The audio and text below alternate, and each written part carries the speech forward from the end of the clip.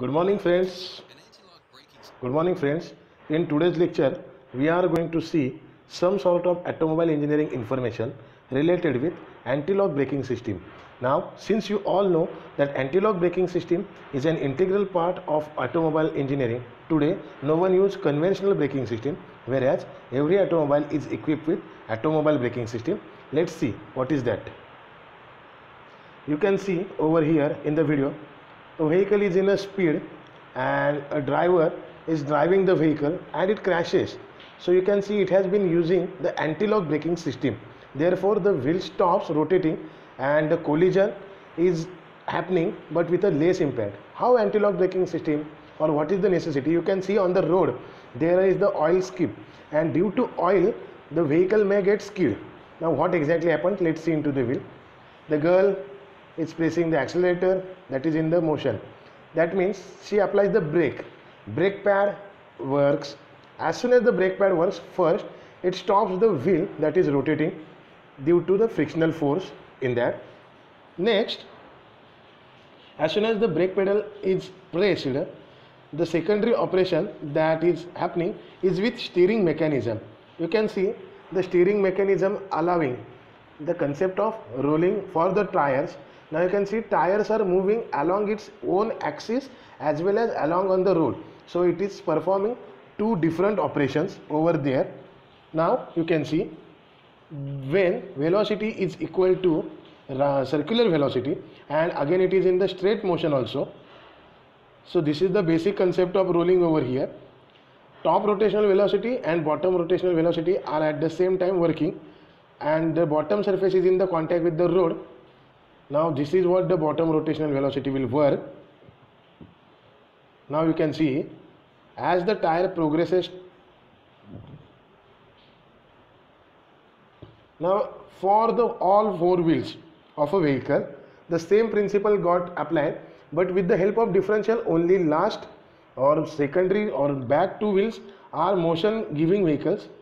And this is what we have been studying in Ackermann steering mechanism, that the front two wheels are getting null or steered and they are giving lesser speed, rotational velocity is compared with that lesser towards the back wheels, and translational velocity will give you the direction as well as velocity.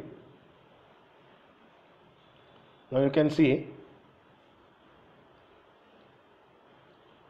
Now what exactly happens with anti-lock braking system? Let us see.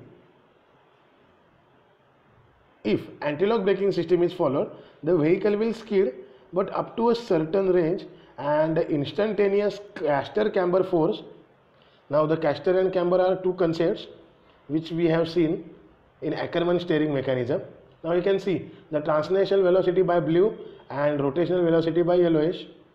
Let's see what happens. The driver has applied the brake steering with braking. Therefore what happens over here is anti-lock braking system has been applied.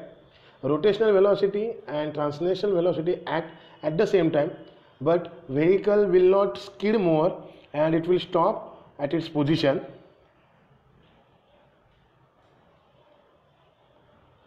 You can call it another way that due to application of anti-lock braking system or ABS, the vehicle wheels stop instantaneously.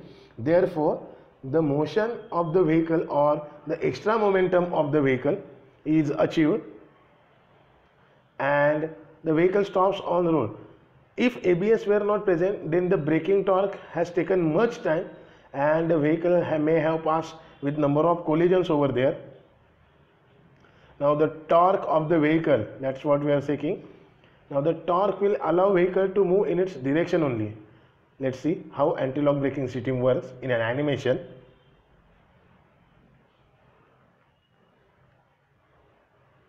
You can see at a brake pad what exactly happens. The modular unit gives signal to the brake pad to stop the wheel at a position.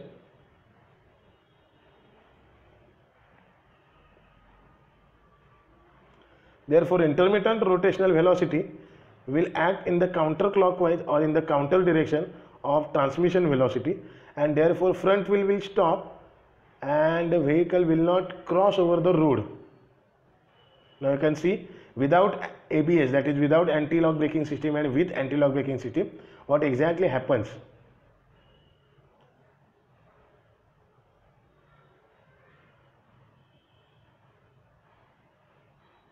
You can see the tire has stopped working.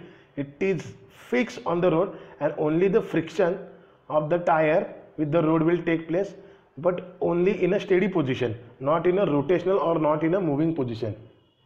Now you can see the sliding frictional value, that is the only key part, and the graph has shown that for a time being sliding friction value goes on increasing, but afterward it becomes steady. As you can see, that blue part has stopped and there is some sort of shape deformation, that is the counterpart of the tire, and the air trap inside the tire will come at a slight another direction. Now how exactly pure rolling towards the slip ratio happens, let's see. With a graphical formation, you can see the vehicle was skidding but the tires were on a stop, so the vehicle has totally stopped and ABS has been achieved. Now it is up to 12% of the total slip ratio has been achieved over here.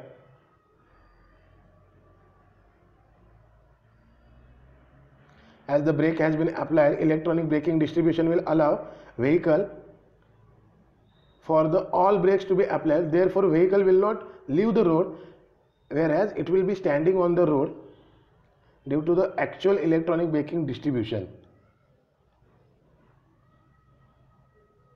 Therefore reduction brake force, almost vehicle only rolls.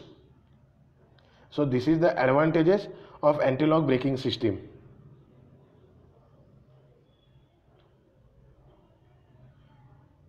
Now since for this we have taken video from YouTube Learn Engineering, and they have given special thanks to their patrons Morad, then Anthony and Bana. So we should be also thankful to them.